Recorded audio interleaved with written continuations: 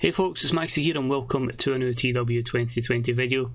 As you can see, we are here for AEW Our Presence is Elite 2, which of course is our women's only pay-per-view and our second incarnation of it. Being truthful, I don't feel it's the most flowy pay-per-view that I've had. As you maybe tell by the skin I'm using, made by Mammoth over on the Grey Dog Software forums if you wish to check it out. I've been purchased WWE 2K22 after I've seen all the good reviews. My first one since 2K18, sorry. Just a wee look around there to see my Xbox cases, but it is 2K18. But wanted to try it because of all the good reviews. And yeah, I've actually firmly enjoying it and opted to go with a skin that is quite like it. How it'll look in matches, I don't know, because I've not booked a show yet with it. But if it is a wee bit poor on the eyes, I imagine I'll probably keep it for Revolution because that will be, as I say, pretty quickly after this. But if people think it's too poor with the text visually, then we'll adjust back to the previous skin that I was with. But overall, I'm enjoying 2K so far. I haven't played too many matches. Maybe in like 2 weeks I've played 6 matches. I've just been in the creation suite, downloading stuff and playing a bit of my GM. Obviously, because I play TW, so that would be a natural thing, but just trying to get myself just back into the swing of things with 2K. But anyway, we're here for TW, that's what we're here for, right? Yep, definitely. So, all women's pay-per-view. As I say, we have a pretty strong roster. Last time we had to bring in a few people to kind of bulk up the numbers. You can see there, Aja Kong came in. We obviously celebrated the relationship between Sammy Guevara and Britt Baker. We obviously brought in the icons of Trish, Amy DeMar, Serena Bill Nicano, etc. But yeah, focus is firmly on the women here. I think we only have one man making a cameo, but that's just for an angle, which you'll see as the show develops. But it just showcases a strong roster. All titles on the line. The Women's Championship is on the line in the main event. We've got the tag team titles on the line and the TBS Championship. So last year, Toni Storm won the TBS. Shayna Baszler and Ronda Rousey won the women's tag titles. That lasted long. And also we had Mercdes Varnado defeat Thunder Rosa in the main event to become the AEW Women's World Champion. This is a pay-per-view, so we're on Shaw Direct, main event and Cablevision, as we need to make sure we fulfill all our requirements. So you may see some panic events at one point just to make sure certain deals are met, because we have 2 networks in America, and that was on me. That was very silly. But we've certainly got the roster depth to do so.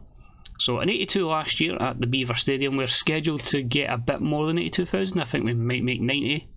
But whether we beat the 82, that remains to be seen. So relax and enjoy. Their present is elite. Number 2. Let's do it. So we haven't quite made 90,000, but quite close in the fact of 85,308 in the Beaver Stadium. And for once, I jumped straight into a match. The first matchup is for a number 1 contendership of the AEW Women's World Championship. The winner here will face the champion at Revolution in a few weeks' time.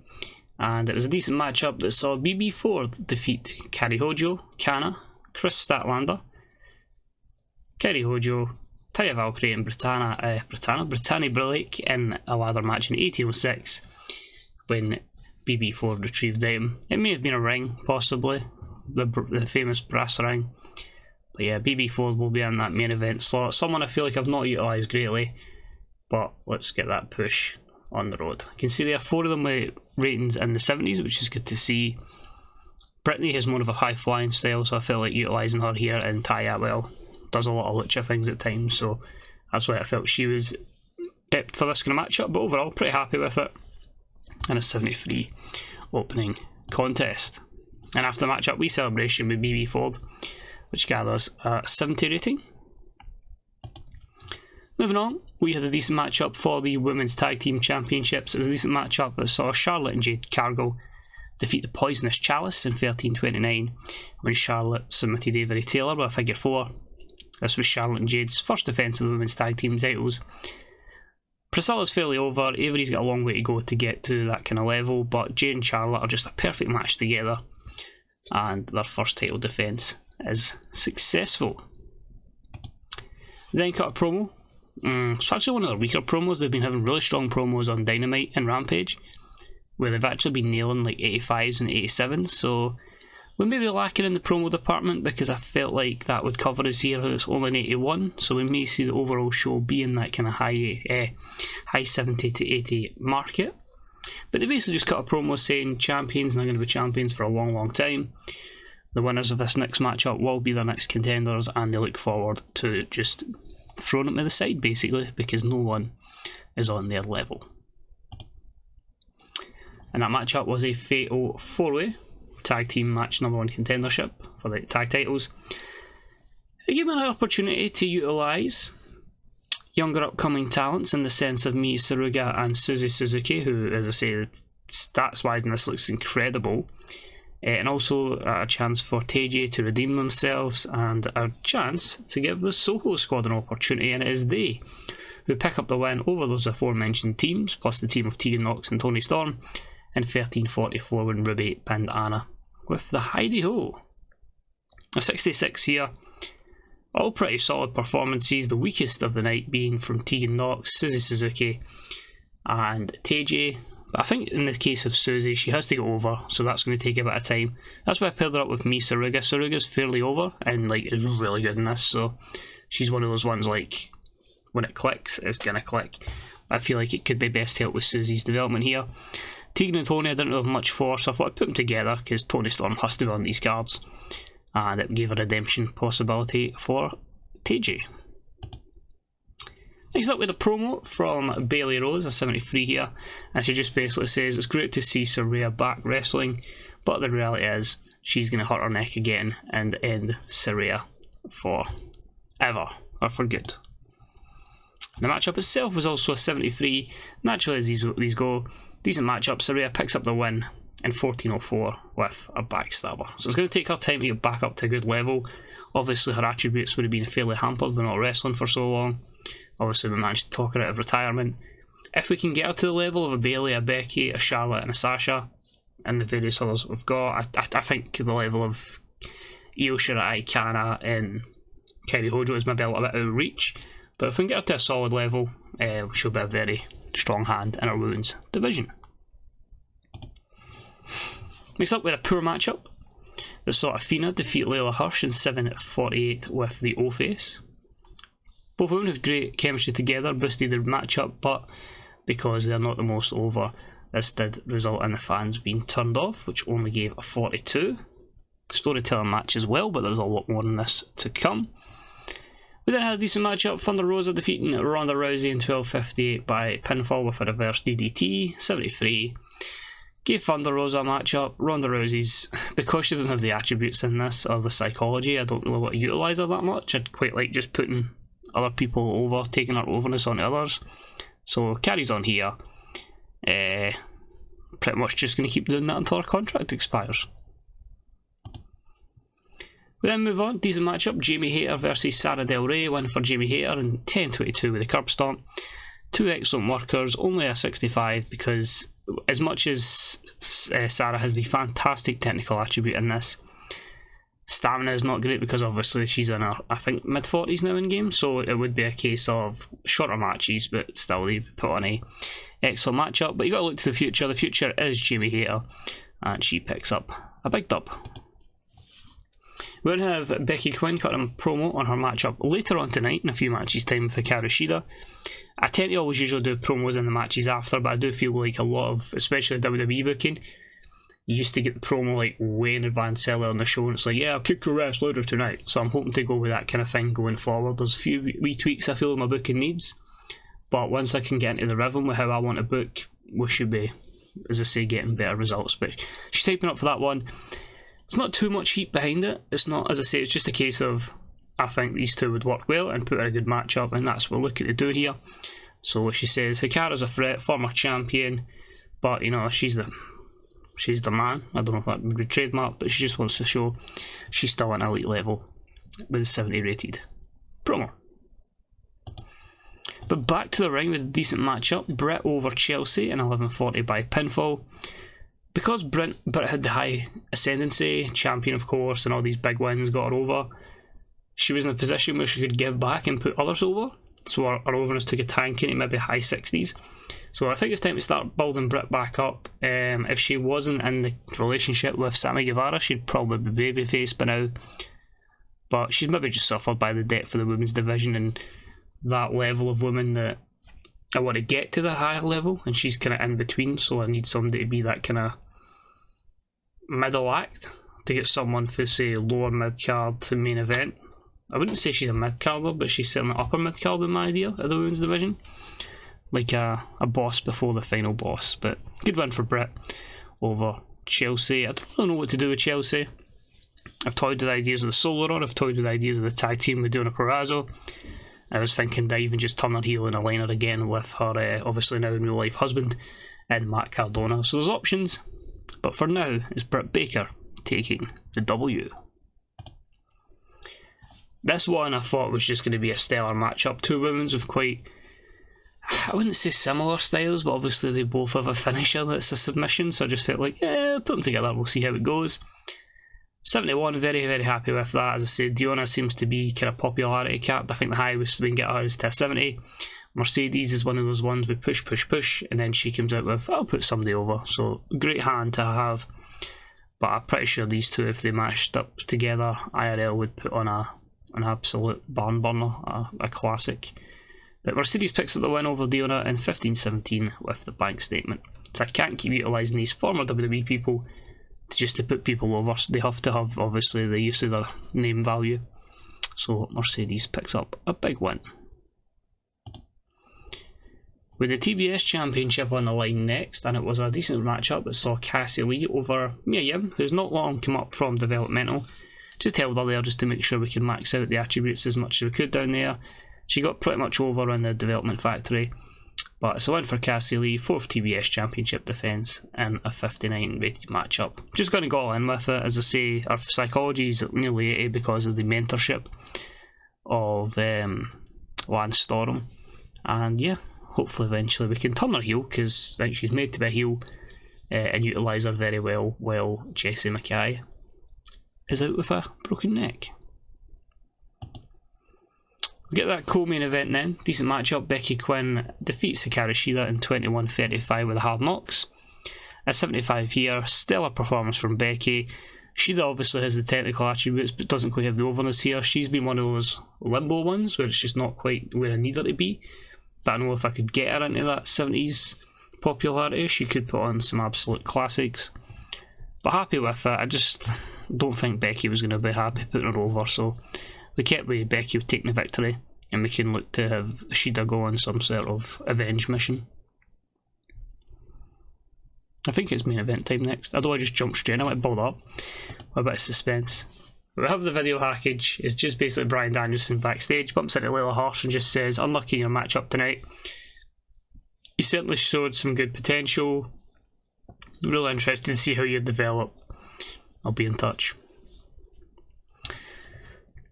Could this be some sort of combat club happening in my save?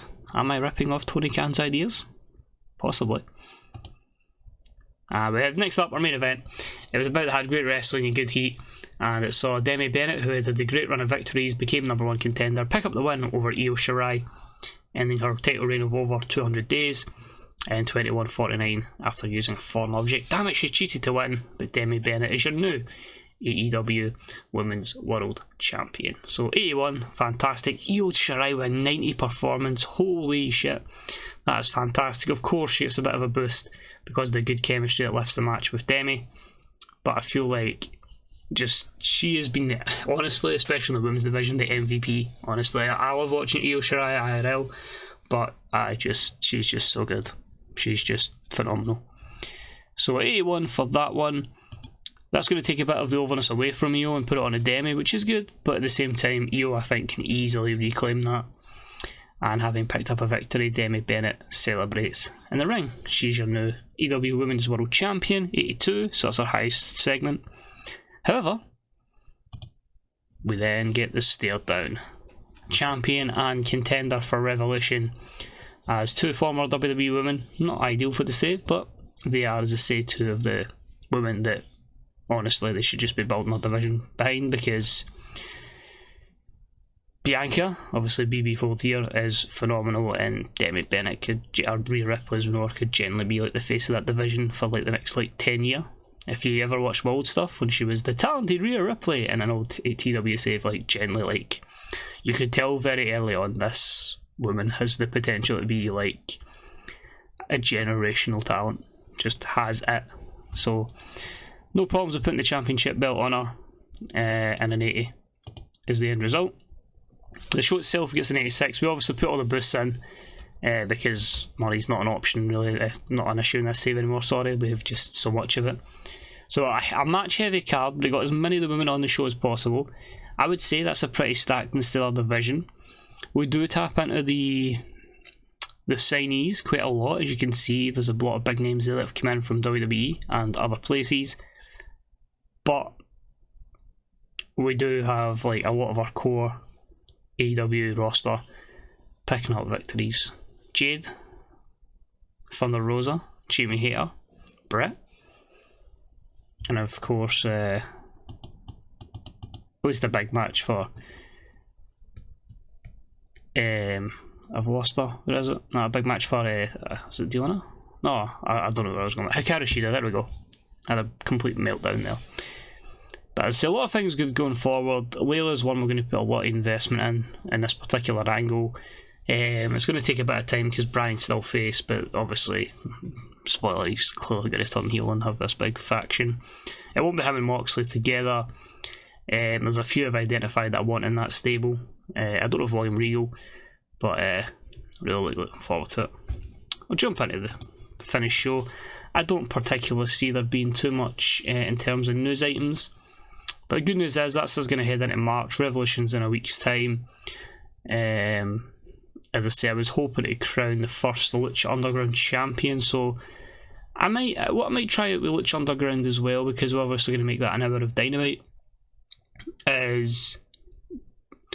That'll be like, I'll have like a certain hour of the show. I might make it just the first hour. It'll be Lucha Underground stuff. I don't know how to do it actually, because I always like to start my shows with like a big hype angle. I might do it like an hour of my normal show, an hour of Lucha Underground, and then an hour of my Dynamite as well. But at least to try and have the intergender stuff on that as well. I'd be quite intrigued to try that. This looks quite nice. It's the first time I've actually seen this screen. So quite a fan of this. So Mammoth, you get the thumbs up from me, sir. And I say if you do like the skin, Grey Duck Software mods and look for Mammoth and his 2K22 skin. So feedback's awesome. Show's getting fantastic reviews. That's good to see. CMLL link to extend the deal of, I don't know how to pronounce that. She's 43, that's far too old for the women's division. Can tell I wouldn't be signing Mickey James anytime soon.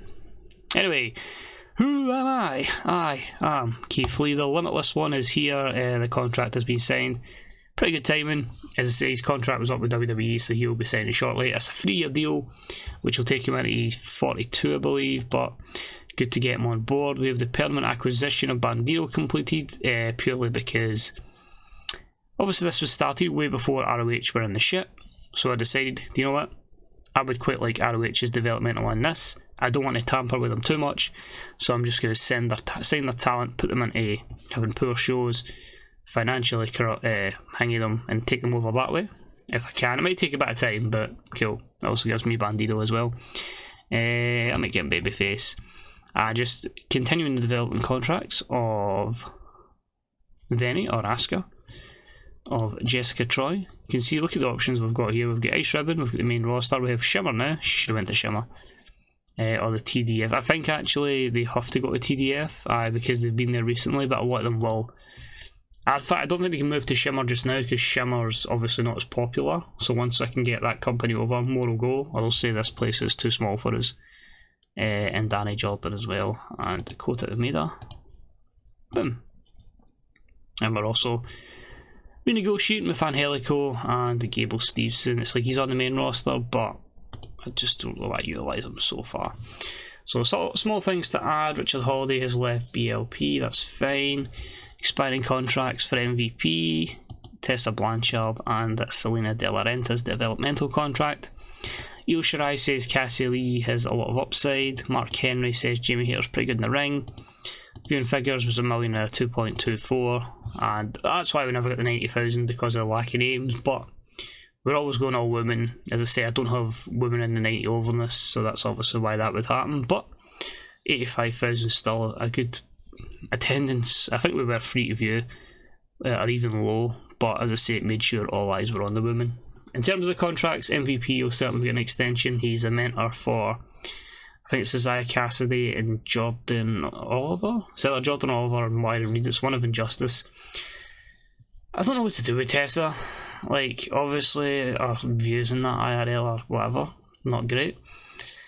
But as I say, as someone I've never really used in TW before, do I actually give her a push? I don't know on that one. And Selena De La Renta, obviously more of a managerial name, but we're just boosting out her attributes. So we'll see what happens. I say, because it is only pay-per-view after pay-per-view, I'm not really shoving Tessa in people's faces. I might re-sign her, but aye, it's not somebody that's going to be, as I say, like, you need to have her as women's champion, you need to see how she's doing. It's like very few cameos. But anyway, thank you very much for watching. Next up is Revolution.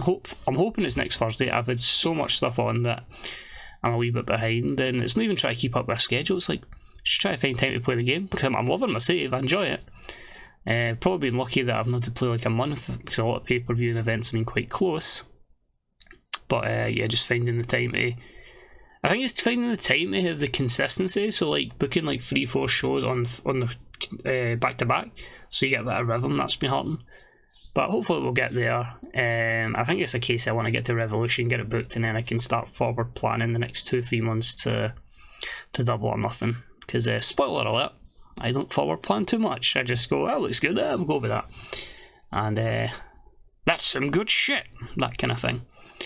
But anyway, thank you very much for watching. I hope you've enjoyed this episode, and yeah, remember and check out other fantastic bookers that you see in the world of the YouTube on the Fantasy Bookers subreddit, and of course the Grey Dog Software forums and their Dynasty section, because as much as I love doing videos, I quite love and enjoy reading a Be the Booker, as it was back in the day, and seeing people have their written creative interpretations of booking. So support those guys as well, because some of that shit is really, really good. So until next time, see you soon.